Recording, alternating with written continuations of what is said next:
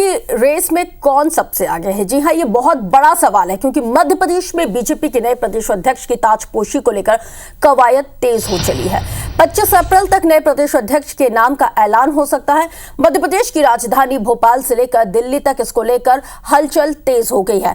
जहां तक नए नामों की बात की जाए तो हेमंत खानडेलवाल, नरोत्तम मिश्रा, अरविंद भदौरिया के नाम सबसे ज्यादा चर्चा में आगे चल रहे हैं। तो हालांकि इस बात के भी कयास अब लगाए जा रहे हैं कि वीडी शर्मा रिपीट हो सकते हैं।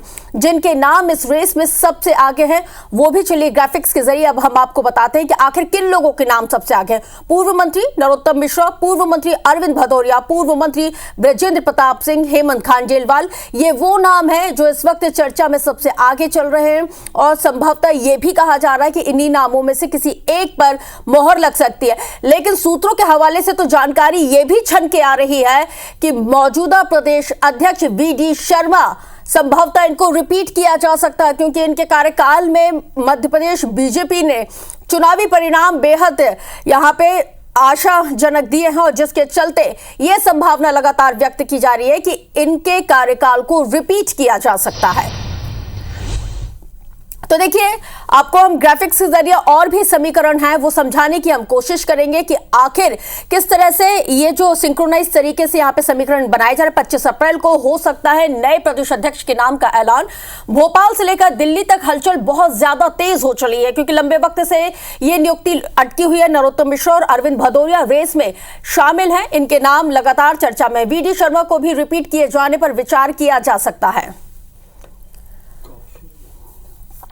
ज्यादा जानकारी के साथ IBC 24 संवाददाता दुष्यंत परासर हमारे साथ लाइव जुड़ गए हैं भोपाल से, जिनके साथ चर्चा की शुरुआत लंबे वक्त से। दुष्यंत, अगर हम प्रदेश अध्यक्ष की बात करें तो ये नियुक्ति रुकी हुई है, किसी न किसी वजह से टल ही रही थी, लेकिन कहा जा रहा है कि 25 अप्रैल को संभवतः नाम का ऐलान कर दिया जाएगा। सबसे ज्यादा भरोसा किस नाम पर, किस चेहरे पर?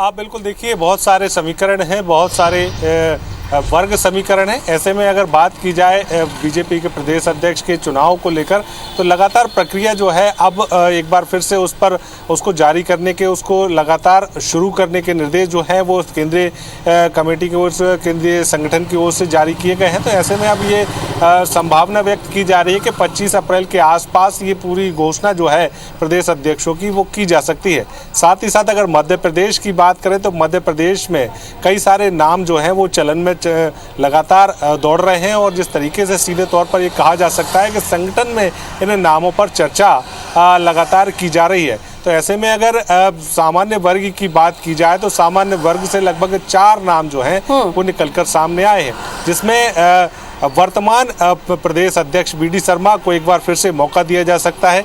वहीं वरिष्ठ बीजेपी के नेता और पूर्व मंत्री नरोत्तम मिश्रा का नाम इसमें लिया जा रहा है। साथ ही साथ बृजेंद्र प्रताप सिंह की बात करें, हेमंत खानडेलवाल की बात करें तो इन नामों पर लगातार गंभीरता से विचार जो है वो संगठन की तरफ से किया जा रहा है। इस क्रोनोलॉजी को भी समझना होगा और बीजेपी की अपनी एक खुद की क्रोनोलॉजी भी है। वो क्रोनोलॉजी ये है कि जिन नामों पर सबसे ज्यादा जो बाजार गर्म रहता है, जो नाम सबसे ज्यादा रेस में रहते हैं, उस नाम के इतर ही किसी ना किसी नए नाम को मौका दे दिया जाता है।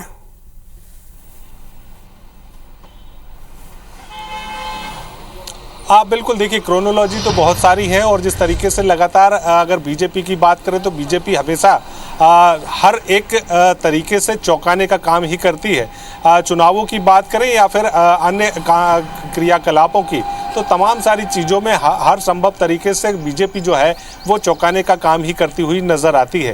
अगर प्रदेश अध्यक्ष के नामों की बात की जाए तो नामों में बहुत सारे नामों का जो जिक्र है अलग अलग तरीके से किया जा रहा है, लेकिन ये बात को भी समझा जा सकता है कि जब क्रोनोलॉजी या फिर ये कहें कि जब जो थिंक टैंक है बीजेपी का, उस थिंक टैंक के माध्यम से अगर ये पूरा चुनाव किया जाता है और जिस तरीके से जो चुनावी प्रक्रिया जो की जानी है वो की जाती है, तो कहीं ना कहीं बहुत सारे नाम जो हैं अब तक जो नाम लिए भी नहीं जा रहे होंगे उन नामों पर भी विचार किया जा सकता है। ऐसे में अगर महिला वर्ग की बात करें तो वहाँ से भी बहुत सारे नाम जो है सामने आ सकते हैं। वहीं बात की जाए एससी वर्ग की तो एससी वर्ग से भी नाम जो है यहाँ पर लिए जा सकते हैं। एसटी वर्ग के नाम भी इधर पे बहुत सारे जो लिए जा रहे हैं, उनमें से भी एक नाम जो है वो हो सकता है। तो ऐसे में ये नाम केवल वर्गों के हिसाब से है। अगर हम बात करें अलग अलग रीजन की तो बुंदेलखंड की बात करें या फिर हम ग्वालियर चंबल की बात करें मालवा निमाड़ की, या बात करें हम फिर भोपाल मध्य की, या फिर बात करें ठीक है,